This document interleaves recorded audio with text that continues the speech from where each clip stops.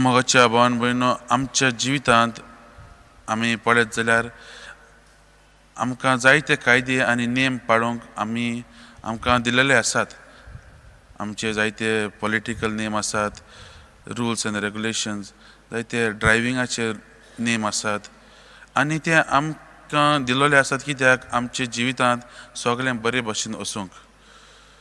तेच भाशेन आयज शुभ वर्तमानांत पळयत जाल्यार आनी पयले वचून पळयत जाल्यार मोइसेस इस्रायल लोकांक ते नेम दिता जे देवान दिल्ले आसात, कायदे दिल्ले आसात ते दिता.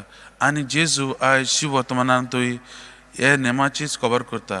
हे जे मोइसेसान दिल्ले तेच पाळूंक ते आयज तांचे उगडास करता. म्हणजे कितें, मोइसेसान हे कायदे दिल्ले, देवाची संबंद धरून देवाचेच आयकून तांकां हे नेम दिल्ले आनी हे जुदेव लोक हेच पाळटाले आनी तांकां हें पाळप म्हणल्यार व्हडलें.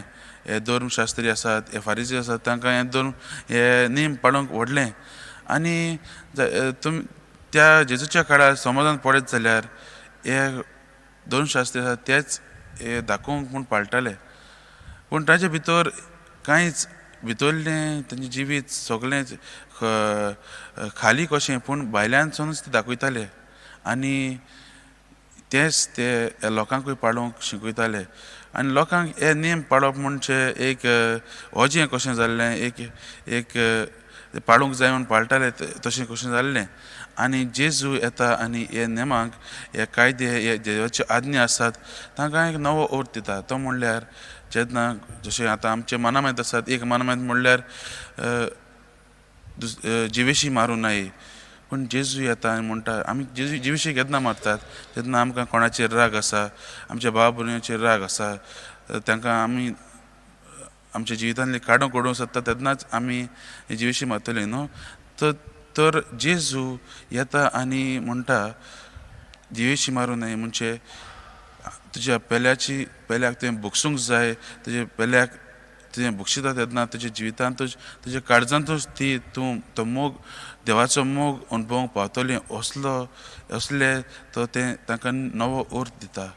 मोगाच्या भावान भयणो, आमी जायते फावटी मिसाक येतात, आमी जायते फावटी जायतें करतात, फास्टींग करतात, आमचे क्रिस्तांव जिवितांतूय जायते नेम आसात आमी पळोवंक जाय.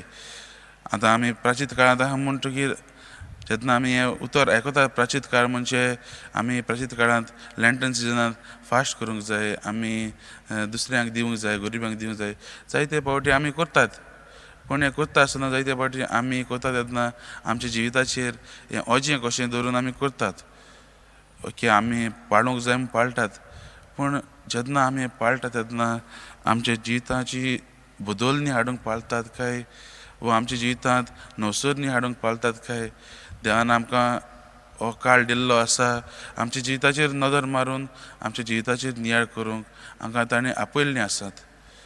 तर मोगाच्या भावान भयणो, हे नेम आमकां दिल्ले आसात, हे कायदे, हे देवाचे आज्ञा, देवाचे मानामेंत आमकां दिल्ले आसात.